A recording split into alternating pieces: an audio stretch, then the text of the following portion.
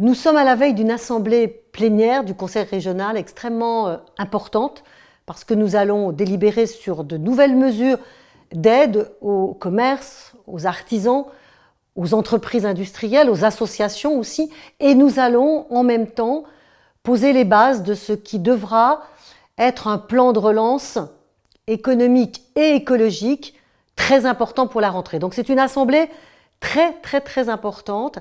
Je vous remercie donc de m'avoir posé des questions auxquelles je vais répondre en les regroupant par grandes thématiques.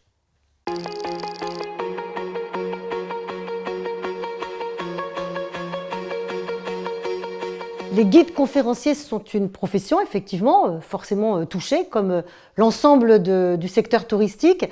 Et chacun a dû percevoir une aide du Fonds national de solidarité, auquel nous, régions, nous avons fortement participé à hauteur de 24 millions.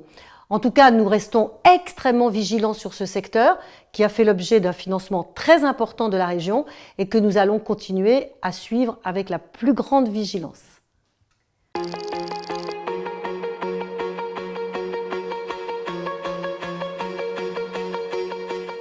Bien sûr que le secteur de l'aéronautique sera concerné. Je démarre une série de consultations avec toutes les filières industrielles dans les jours qui viennent et les entreprises de l'aéronautique seront consultées, notamment le cluster Aérotech, mais aussi beaucoup d'autres. Et nous allons voir comment nous pouvons être les plus efficaces possibles. Est-ce que c'est sur le plan de l'évolution des technologies et de l'apport en compétences? Est-ce que c'est sur la question peut-être de fonds propres pour consolider dans les entreprises? À voir, toutes ces questions seront posées lors des concertations que je vais mener à partir de la semaine prochaine.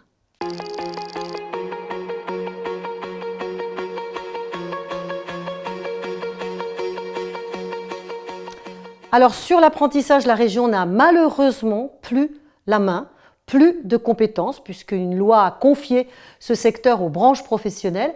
Donc effectivement, l'État vient de mettre en place une mesure d'aide aux employeurs qui recrutent un apprenti. Est-ce que cela concerne un contrat de professionnalisation? A priori, non, mais c'est à vérifier auprès de l'État.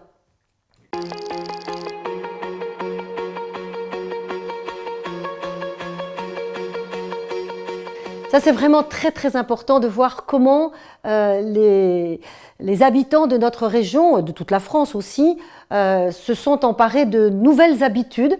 Et donc, nous allons faire connaître de façon massive tous les producteurs locaux, puisque des plateformes numériques ont été mises en place dans chaque département grâce aux chambres départementales d'agriculture.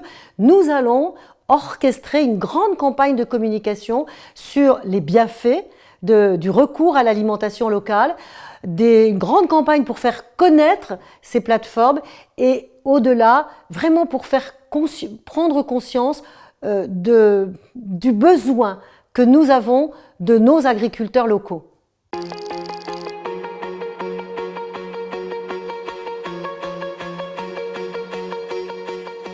À la fois par des accompagnements financiers, on a mis en place un fonds à hauteur de 7 millions d'euros, par une campagne aussi de promotion de notre région.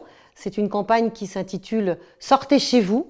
Et puis nous mettons aussi à disposition d'un certain nombre de nos concitoyens des passes découvertes pour que vraiment chacun prenne le chemin de tous nos trésors patrimoniaux et naturels dans notre région et que les acteurs touristiques puissent en bénéficier.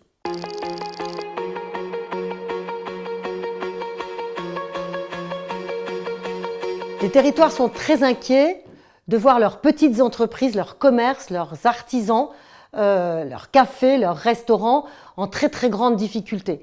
Donc, nous avons décidé de mettre en place un fonds qui permettra aux communautés de communes, aux communautés d'agglomération, à la métropole de Dijon, de disposer de financements et de moyens d'intervention qui, jusqu'à maintenant, n'appartenaient qu'à la région et qui seront donc dès demain à la main de chacune de ces collectivités pour pouvoir intervenir au mieux auprès des très petites entreprises. Je vous remercie, je vous incite, je serais vraiment très heureuse à ce que vous continuiez à nous poser régulièrement des questions sur notre plateforme numérique. Et puis sinon, rendez-vous cet après-midi pour suivre nos débats d'assemblée sur Internet.